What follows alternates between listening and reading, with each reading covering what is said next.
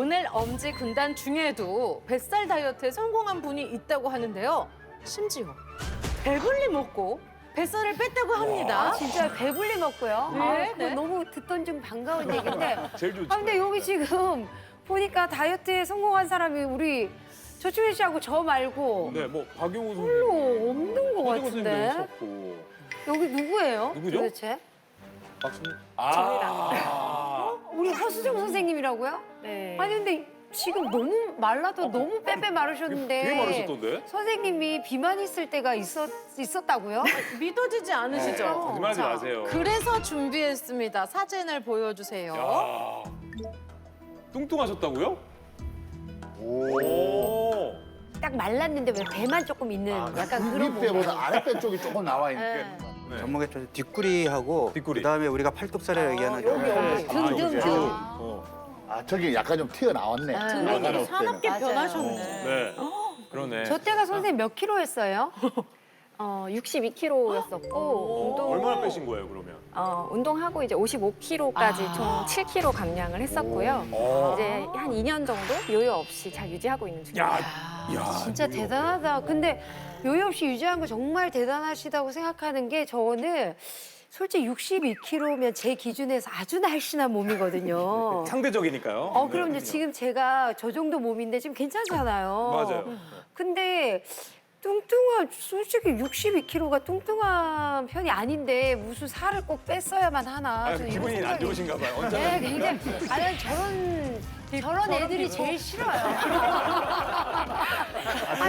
사실은 제가 둘째를 임신하고서 20kg 정도가 늘어서 80kg까지 쪘었거든요. 예, 그래서 이제 출산하고 나서 1년 정도에 걸쳐서 살이 서서히 빠지긴 했는데 이게 첫째 때와 다르게 뱃살은 정말 안 빠지는 거예요. 맞죠. 네, 그래서 이 뱃살 때문에 너무 심하게 우울감에 빠지다 보니까 체력도 떨어지지만 좀 무기력해지고 이런 것 때문에 일주일에 4번, 5번 수액을 제가 혼자 다 맡고 있더라고요. 어머. 네, 그 정도로 좀 많이 힘들었었고 아무래도 이게 살 때문에 몸도 마음도 다 지치는 것 같아서 살을 빼기로 결심을 했었습니다. 그런데 네. 방법이 아까 배부르게 먹었는데도 뱃살을 뺐다고 하셨잖아요. 그러니까. 네. 그런 방법이 정말 궁금하거든요. 허수정 그러니까. 선생님. 무엇을 어떻게 먹고 네. 어떻게 살을 뺀 건지를 빨리 말씀해 주세요. 우리 홍지민 언니 지금. 화가 잔뜩 났어요. 아직 풀리지 않았어요. 네. 적당히 먹고 뱃살 빼는 비법은 바로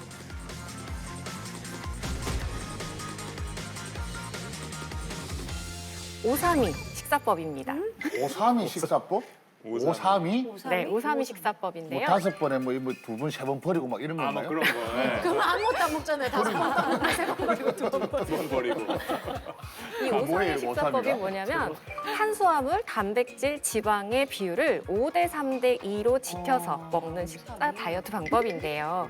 우리가 다이어트 할 때 보면 탄수화물과 지방을 아예 안 먹고 오로지 단백질만 먹으려고 하는 경우가 많잖아요. 하지만 진짜로 뱃살을 빼고 싶다면 탄수화물과 지방을 함께 먹어주셔야 합니다. 지금 여기 계시는 모든 선생님들이 탄수화물은 바로 다이어트의 큰 적이다 이 말씀하고 계세요. 사실상 다이어트를 방해하는 것은 정확하게는 빵이나 면과 같은 나쁜 탄수화물이고요. 제가 얘기하는 탄수화물은 통밀빵이나 잡곡과 같은 좋은 탄수화물인데요. 이 탄수화물은 사실 우리 몸에서 근육 성장에 관여합니다.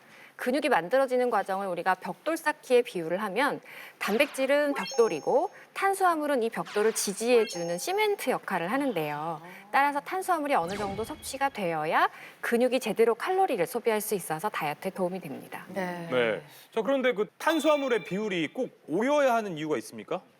탄수화물을 5 이하로 섭취하면 사망할 위험이 증가하기 때문입니다. 너무 극단적으로 뭐라 하시는 거 아니에요? 죽는다고요? 탄수화물 안 먹으면?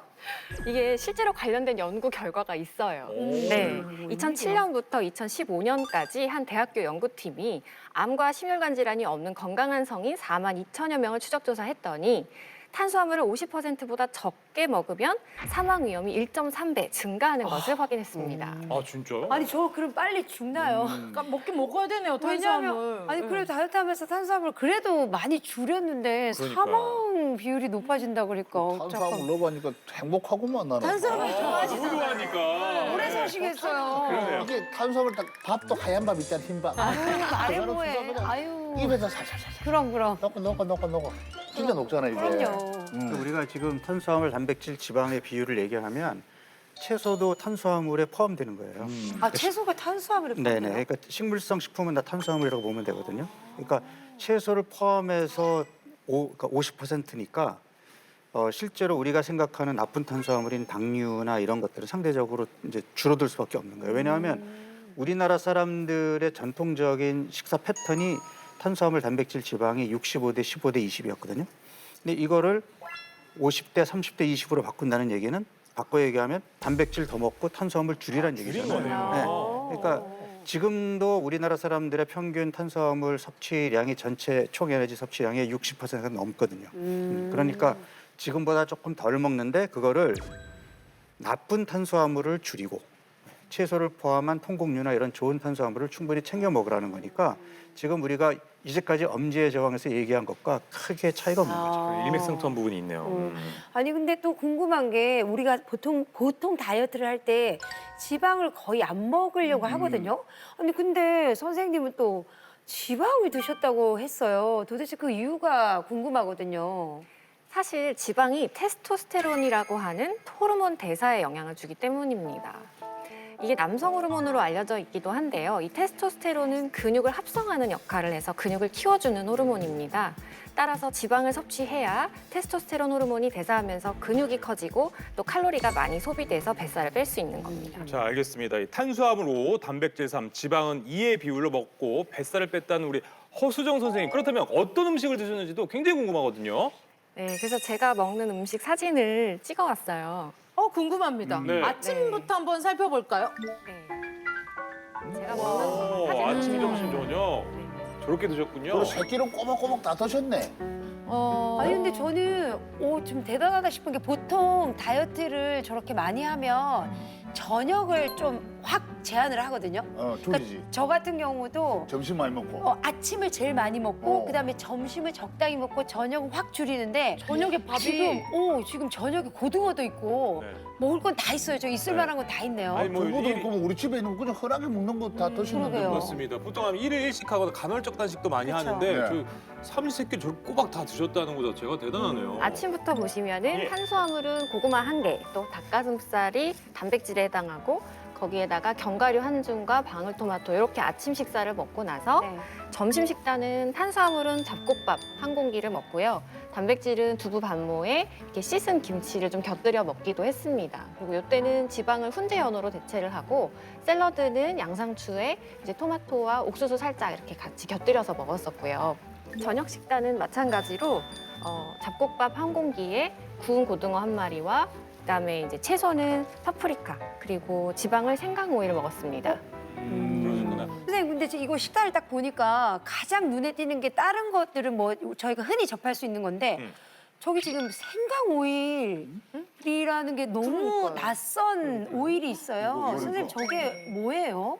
그냥 간단하게 말 그대로 생강이 들어간 오일인데요. 저는 보통 채소를 먹거나 생선 요리 먹을 때 이 생강 오일을 소스처럼 좀 곁들여서 많이 먹었습니다. 오, 정말요? 저도 네. 처음 봐요. 이거 생강오일 먹으면 뱃살 빠집니까? 그럼요. 이 생강 오일이 일본에서 유행한 다이어트 방법인데 일본의 30년 경력의 인기 영양사였던 기쿠치 마유코 씨가 생강 오일을 먹으면 뱃살도 빠지고 허리도 날씬해진다고 해서 일본 전역에서 인기를 끌었는데 생강오일. 제가 우연히 이분 책을 보고서 생강 오일을 알게 돼가지고 만드는 게 간단하길래 따라 해봤어요. 그랬더니 실제로 효과를 보게 됐습니다. 그렇구나. 아니 그럼 생강 오일이 선생님 다이어트에 도움이 되는 이유가 뭡니까? 네, 생강의 매운맛 성분인 진저롤이 에너지 대사를 활성화시키고 몸에 축적된 지방을 연소시켜주기 때문인데요. 진저롤은 생강을 가열할수록 더욱 증가하는데 이때 쇼가올이라는 매운맛 성분도 함께 증가하기 때문에 혈액순환을 개선해주고 대사를 활발하게 해줘서 다이어트에 도움이 됩니다. 야, 이렇다면 안 배워볼 수 없겠죠. 자, 그럼 생강오일 지금 본격적으로 만들어 보겠습니다. 네, 뱃살 빼는 생강오일 재료부터 먼저 소개해 주시죠. 재료는 우선 점인 생강 그리고 엑스트라 버진 올리브유, 음. 소금 요 세 가지만 있으면 됩니다. 간단하네요. 네. 그렇네요. 간단하다. 네, 이 생강은 껍질째 깨끗하게 씻은 다음에 물기를 제거하고 이렇게 편을 썰어주시면 되고요. 그다음에 지금 제가 여기 인덕션이 준비되어 있는데 아까 말씀드린 올리브유를 냄비에다 넣고 네. 가열해 주시면 되거든요. 중불로 1분 정도 해주시면 됩니다. 네. 이걸 1분 정도 해주면은 냄비 가장자리로 좀 작은 거품이 이렇게 일어나거든요. 예. 그때 이렇게 젓가락으로 이렇게 대보면은 젓가락 끝에서 작은 거품이 일거든요. 이제 그때 생강을 넣어주시면 됩니다. 거품이 있는 걸 확인했으면 네, 확인하시고. 오. 이 소리야. 자, 이 소리는 마치 그 저는 생강을 통닭 같은 넣어- 느낌이네요. 요게 통닭 소리가 돼. 네, 통닭 튀기는 소리 같아요. 이 생강을 넣은 채로 1분간 더 예, 끓여주시면 되고요. 네. 넘어간다. 마지막에 소금 간만 살짝 해주시면 되거든요. 자, 생강을 완성됐습니다. 네. 아, 지금 먹을까요, 저희? 네. 아, 이거 한번 이게 드셔보시죠. 네. 시골에서 한 번도 먹어보질 않아가지고. 그냥 먹어볼까? 근데 그게 이렇게 좋대요. 이게 뱃살 뺄 때 너무 좋다고 이게 하니까. 이제 그게 지금 생강 오일 들어간 거지. 네. 향이 좀 느껴지시나요? 생강. 향이 은은하게 들어요. 그냥 오일만 먹어봤는데 그냥 너무 고급스럽고. 네. 야, 이거 샐러드에 이것만 뿌려도.